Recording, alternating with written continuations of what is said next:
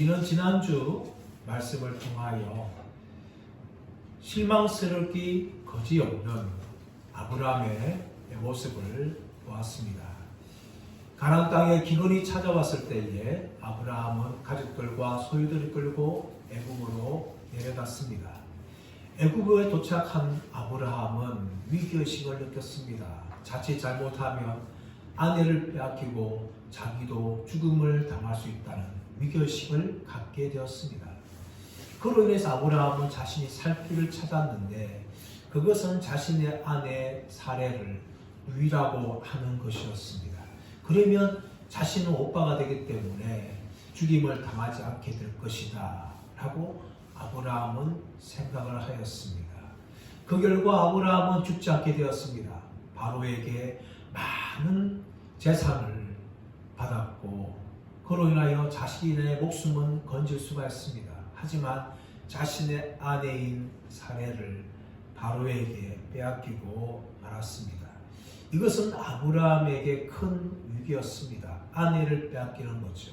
그러나 더 나아가서 하나님의 구원의 역사에도 큰 위기를 줄 수 있는 사건이었습니다.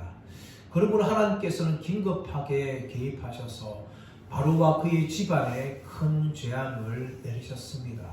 바로는 재앙을 입고 난 후에 아브라함을 부릅니다. 네가 어찌하여 나에게 이렇게 행하였느냐 하면서 아브라함과 그 모든 소유를 애굽에서 추방시켰습니다.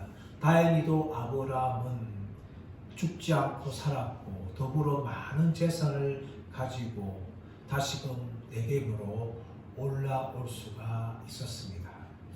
아브라함 이 사건을 보면서 우리는 무엇을 느낍니까? 아브라함이 너무나 비겁한 사람이었다. 12장 앞에서는 아브라함은 하나님의 약속을 믿고 말씀을 따라서 가나안 땅에 들어왔고 제단을 쌓았습니다. 그때만 하더라도 아브라함은 믿음의 사람이었고 용감한 사람이었습니다. 하지만 애굽에 내려간 아브라함의 모습은 너무나 비겁한 모습이었음을 우리가 말씀을 통하여 보았습니다. 하지만 우리는 아브라함에게 돌을 던질 수가 없습니다. 왜냐하면 우리도 똑같이 아브라함과 같이 행동할 때가 많기 때문입니다. 믿음이 있다 하지만 위기가 찾아올 때에 우리는 나름대로의 살아갈 인간적인 방법을 동원합니다.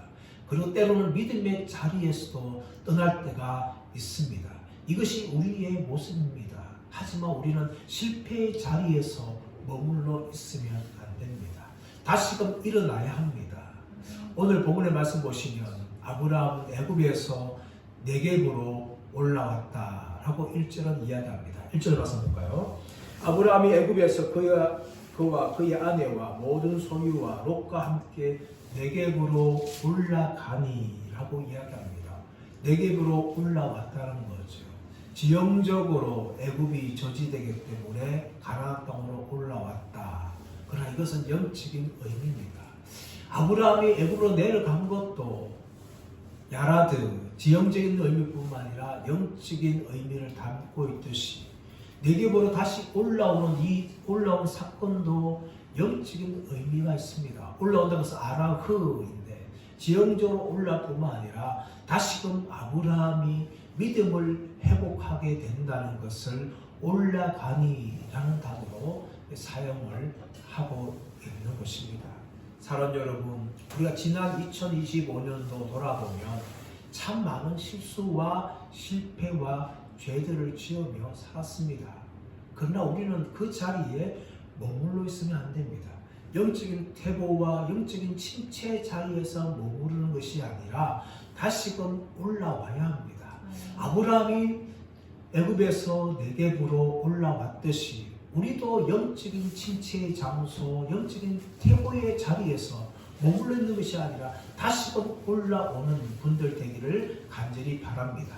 아브라함이 올라와서 무엇을 했습니까? 하나님께 제단을 쌓습니다. 자, 3절 4절 말씀 볼까요? 3절 4절 시작. 그가 네겝에서부터 길을 떠나 베델에 이르며 베델과 아이 사이에 곧 전에 장막 쳤던 곳에 이르니 그가 처음으로 제단을 쌓은 곳이라. 그가 거기서 여호와의 이름을 불렀더라. 아브라함이 네겝에서 다시 가나안 땅에 올라오면서 베델에 이르렀고 베델과 아이 사이에 전에 장막 쳤던 곳에 하나님께 제단을 쌓습니다. 4절 말씀에서는 그가 처음으로 제단을 쌓은 곳이라 그가 거기서 여호와의 이름을 불렀더라 라고 이야기합니다.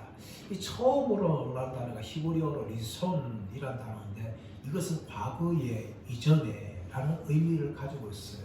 아브라함은 먼저 세겜 모래 상수리 나무에서 하나님께 제단을 쌓았죠. 그리고 이동하여서 베델과 아이 사이에서 하나님께 제단을 쌓으면서 여호와의 이름을 불렀습니다. 여호와 이름을 함께 부른 것은 베델과 아이 사이가 맞습니다. 그러므로 이 번역은 처음으로라기보다는 이전에 과거에 베델과 아이 사이에서 제단을 쌓고 하나님께 이름을 불렀던 것처럼 아브라함은 다시 그 땅에 와서 제단을 쌓고 하나님 이름을 불렀어요. 그러나 첫 번째 드렸던 그 제단과 이 두 번째 제단은 좀 의미가 차이가 있습니다. 12장 8절에 나오고 있는 그 제단은 무슨 제단이었습니까? 믿음의 제단이었어요. 가나안 땅에 들어와서 땅을 주시는 위해서 약속을 듣고 하나님께 감사하면서 믿음으로 쌓은 제단이 바로 12장 8절에 나오는 제단이었어요. 그럼 오늘 이 4절 말씀에 나오고 있는 이 제단은 무슨 제단일까요? 회개의 제단이었습니다. 자신이 애굽에서 실패한 것을 돌아보면서 하나님 앞에 자신의 죄를 회개하면서 회개의 제단을 쌓는 거죠. 사람 여러분, 우리가 예배 드릴 때 우리는 두 가지 자세를 가지고 있어야 돼요. 하나님 대해서 감사함으로 믿음으로 드리는 예배가 필요합니다. 또 하나는 무엇인가 하면 우리 죄를 철저하게 회개하는 회개의 예배가 필요한 거죠. 그것이 바로 예배의 요소야 됩니다. 그러나 많은 분들이 하나님 예배를 드리면서 이 회개의 과정을 너무나 소홀히 할 때가 많습니다. 그리고 그것을 소홀히 하게 되면 하나님의 은혜가 얼마나 큰지를 실감하지 못하는 겁니다. 나의 죄에 대해서 철저하게 인식하고 그 죄에 대해서 고통하는 사람들이 그 임하는 하나님의 은혜를 체험하게 되는 거죠. 아브라함은 다시금 베델과 아이 사이에서 하나님께 제단을 쌓으면서 여호와께 이름을 부르면서 자신의 죄를 회개합니다. 하나님, 내가 애굽에서 실패하였습니다. 나를 용서해 주시고 다시 나에게 은혜를 허락하여 주옵소서. 그렇게 아브라함은 베델과 아이 사이에서 하나님께 제단을 쌓으면서 여호와의 이름을 불렀던 것입니다. 이렇게 아브라함은 하나님 앞에 다시금 회개하면서 돌아왔습니다. 그런데 문제가 발생합니다. 자, 5절에서 6절, 7절 말씀을 우리 한번 보겠습니다. 읽겠습니다. 시작. 아브라함의 일행 롯도 양과 소와 장막이 있으므로 그 땅에 동거하기에 넉넉하지 못하였으니 이는 그들의 소유가 많아서 동거할 수 없었음이니라.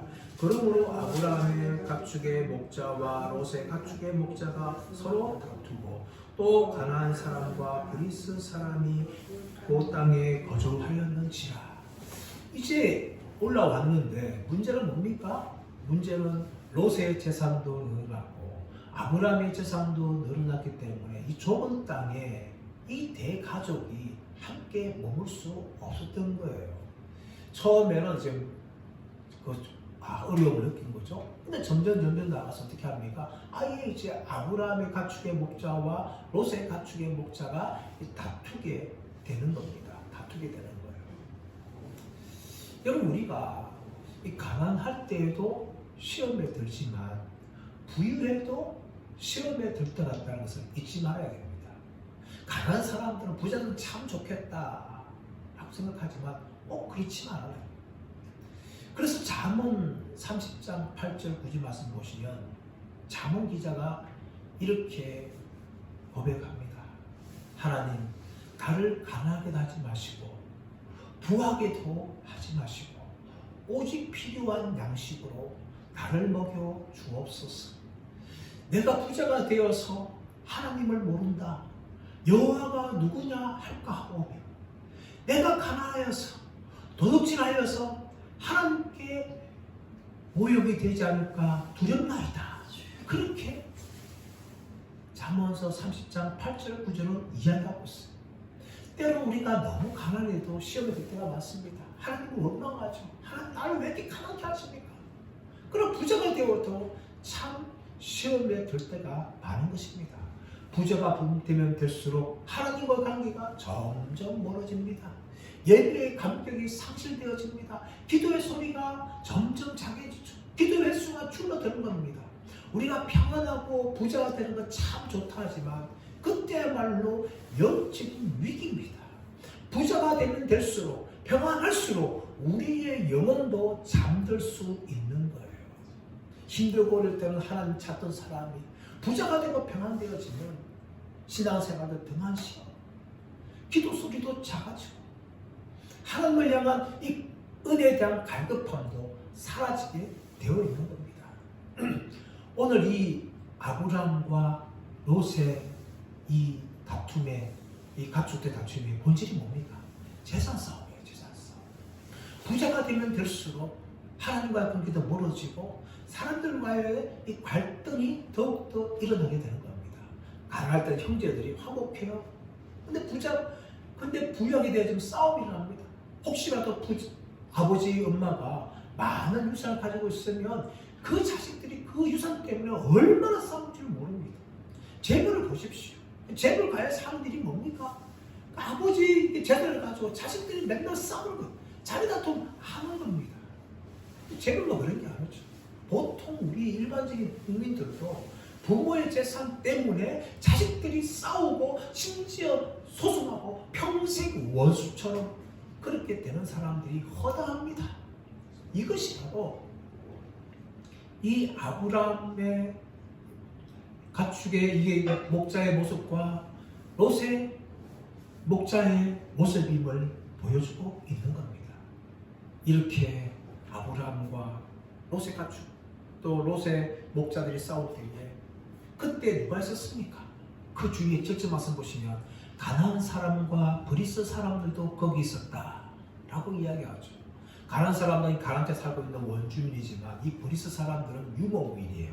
가나안 이 아브라함처럼 땅을 옮겨가면서 양들을 치는 유목민이 이 브리스 사람들이 공교롭 때도 그 땅에 함께 있었는데 그 사람들이 바로 이 아브라함의 목자와 롯의 목자가 서로 다투는 것을 보게 되는 거죠. 이게 얼마나 부끄러운 것입니까? 삼촌과 조카가 이렇게 재산 다툼하는 모습을 보면서 이 가나안 사람과 브리스 사람들이 혀를 차지 않았겠을까요? 근데 여러분 이 오늘날 가나안 사람과 브리스 사람들이 누굴까요? 바로 예수 믿지 않는 불신자들이에요. 예수 믿지 않는 불신자들이 예수 믿는 교인들의 가정에 재산 싸움을 할 때에 혀를 차는 거죠. 또 교회가 재산 다툼을 할 때에 혀를 차는 거죠. 너무나 부끄러운 것입니다. 가나안 사람과 브리스 사람들이 이렇게 아브라함과 롯의 다툼을 보았듯이 오늘날 가나안 사람과 브리스 사람들이 예수 믿는 우리 가정들, 예수 믿는 우리 교회들을 바라보는 거죠. 우리만 똑같네? 예수 믿는 별것 없네? 하면서 혀를 차며 교회를 향하여 비난하고 때로는 아예 등을 돌려버리는 거죠. 이것이 오늘날 연약한 우리들의 모습입니다. 이때에 아브라함이 어떻게 합니까? 결단을 하는 거죠. 결단. 자, 8절 9절 시작. 아브라함이 롯에게 이르되 우리는 한 친족이라 나나 너나 내 목자나 네 목자나 서로 다투게 하지 말자. 네 앞에 있는 온 땅이 있지 아니하냐? 나를 떠나가라. 네가 좌하면 나는 우하고 네가 우하면 나는 좌하리라.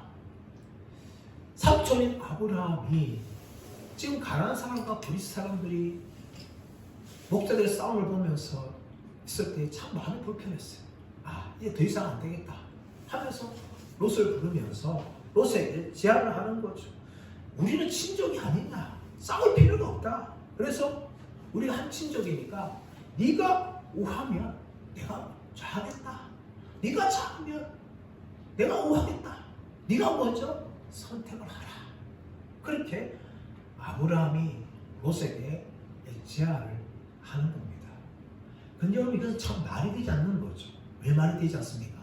지금 아브라함은 롯의 삼촌이에요. 롯보다 연장자입니다. 그렇다면 선택을 누가 해야 되겠어요? 아브라함이 선택해야죠. 우리가 친족인데 싸우지 말자. 내가 잘할 테니까 너는 우해라. 내가 우할 테니 네 잘해라.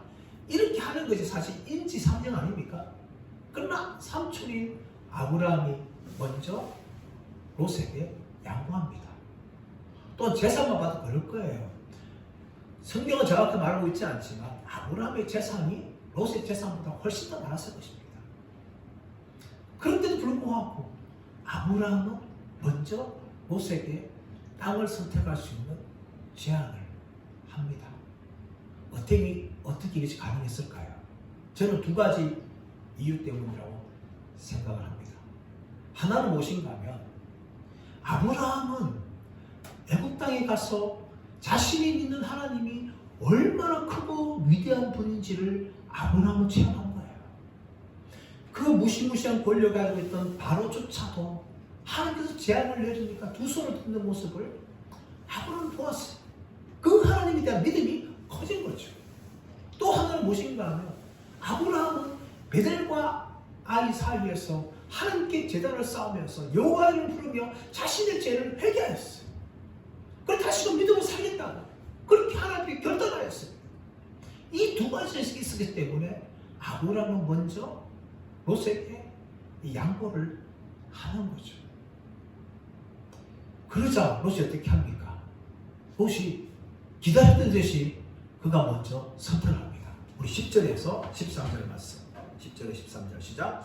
이에 롯이 눈을 들어 요단 지경을 바라본즉 소알까지 온 땅에 물이 넉넉하니 여호와께서 소돔과 고모라를 멸하시기 전이었으므로 여호와의 동상 같고 애굽 땅과 같았더라. 그러므로 롯이 요단 온 지역을 택하고 동으로 옮기니 그들이 서로 떠난지라. 아브라함은 가나안 땅에 거주하였고 롯은 그 지역의 도시들에 머무르며 그 장막을 옮겨 소돔까지 이르렀더라. 소돔 사람은 여호와 앞에 악하며 큰 죄인이었더라. 아멘. 롯은 아브라함이 제안을 하자마자 망설이지 않습니다. 그래서 자신의 눈을 들어서 온 땅을 바라보면서 요단을 바라보죠. 소알까지 온 땅에 물이 넉넉하니 여호와께서 소돔과 고모라를 멸하시기 전이었으므로 여호와의 동상 같고 애굽 땅과 같았더라 라고 이야기합니다. 롯이 요단 지역을 바라보니까 그 지역에 물이 넉넉한 거예요. 이 물이 굉장히 필수 아닙니까? 물이 있어야 불도 자라나게 되어지고 이 양과 소와 가축들을 키울 수 있는 거죠. 아주 필수인 물이 넉넉할 뿐만 아니라 마치 자신의 눈에 어떻게 보였어요? 여호와의 동상 같고 애굽 땅과 같았더라. 여호와의 동상 같고 애굽 땅과 같았더라. 네게브에 비해서 땅이 너무나 좋은 거예요. 물도 풍부하고 여호와의 동산처럼 온갖 나무들이 열리는 것 같고 또 애굽 땅처럼 땅이 비옥한 그런 땅으로 요단 온 지역이 보인 거예요. 그러자 롯은 망설이지 않고 선택을 하고 아브라함과 결별하면서 그 요단 지역으로 옮겨갑니다. 그리고 난 후에 12절 말씀 보시면 롯은 그 지역의 도시들에 머무르며 그 장막을 옮겨 소돔까지 이르렀더라.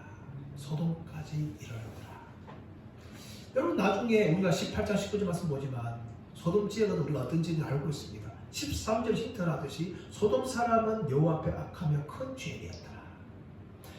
롯은 요단 온 지역을 선택하며 떠나갑니다. 망설이지 않죠. 그는 가나안 땅에 미련을 두지 않습니다. 요단 온 지역을 바라보면서 망설이지 않고 그는 떠나갑니다. 여러분 왜 롯이 이렇게 쉽게 떠날 수 있을까요? 그 이유는 무엇인가 하면 롯은 아브라함을 따라만 다녔던 사람이에요. 미련 없이 가나안 땅을 떠날 수 있었던 이유는 이 롯이 어떤 사람인가 하면 베드로후서 2장 7절 말씀 보시면 의로운 롯이라고 말합니다. 의로운 롯. 그러나 그의 삶은 철저하게 세속적인 세상적인 사람이라는 것을 성경은 우리에게 보여주고 있습니다. 그의 선택의 기준은 무엇입니까? 하나님 약속이 아니었어요. 하나님 약속 땅 가나안이 아니라 자신의 눈에 보기에 풍부하고 풍요로운 땅이 자신의 선택의 기준이었습니다. 그 기준에 따라서 미련 없이 가나안 땅을 버리고 요단 땅으로 올라간 거예요. 그리고 이 선택으로 인하여서 나중에 결국 롯은 소돔 땅이 멸망을 당할 때에 하나님의 심판을 받는 그런 사람이 되고 마는 겁니다. 여러분, 과거에 TV 광고 중에 제가 알 수 있지 않는 게 뭔가 하면 순간의 선택이 10년을 잡아냅니다. 어떤 모 전자 회사의 광고였어요. 순간의 선택이 10년을 잡아냅니다. 한 번의 선택을 잘못하면 10년이 달라진다는 거예요. 그만큼 우리의 선택은 너무나 중요한 겁니다.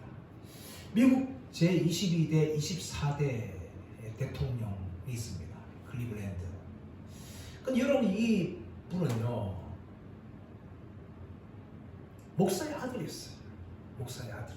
장로교 목사의 아들인데, 어느 주일날 저녁에 친구와 함께 죄를 지키러, 방탕하게 살기로 친구와 함께 이야기했어요. 그리고 친구와 함께 도박장에 가서 죄를 지으려고 찾아갔어요. 그런데 그 길을 가는 중에 한 교회를 지나가게 되어지는데 그 교회의 앞에 안내판에 설교 제목이 붙어 있는 거예요. 그 설교 제목이 하필이면 무엇이었는가 하면 죄의 삭은 사망이다. 죄의 삭은 사망이다. 이 말씀 제목을 본 거예요.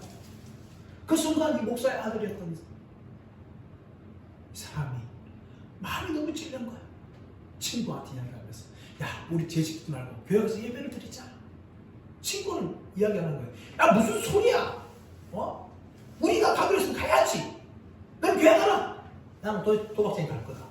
하면서 선택이 달랐어요. 한 명은 죄의 삭은 사망이라는 설교 제목을 보고 교회 가서 예배를 드렸어요.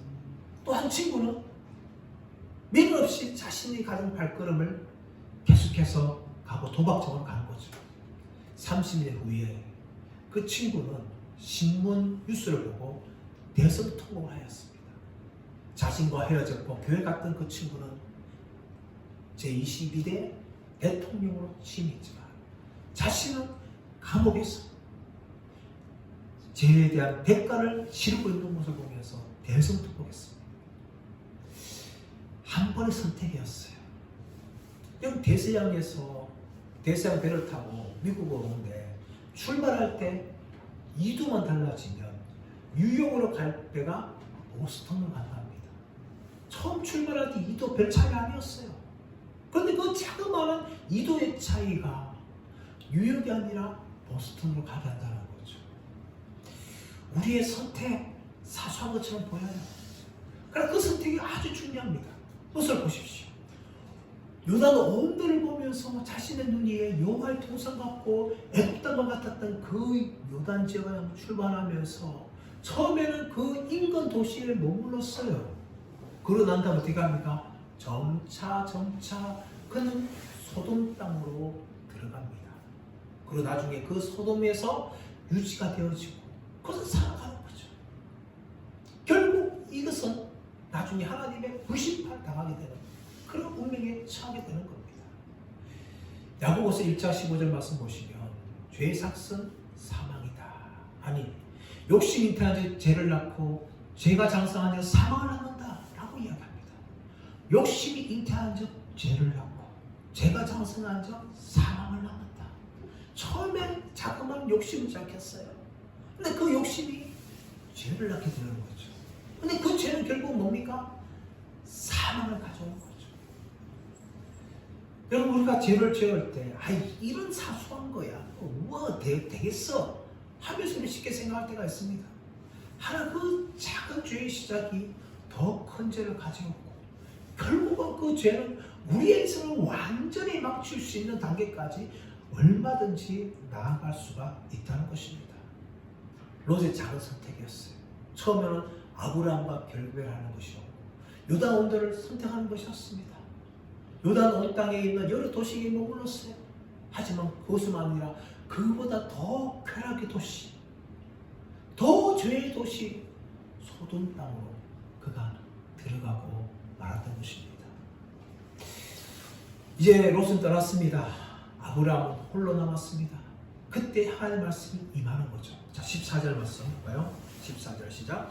롯이 아브라함을 떠난 후에 여호와께서 아브라함에게 이르시되 너는 눈을 들어 너 있는 곳에서 북쪽과 남쪽과 그리고 동쪽과 서쪽을 바라보라.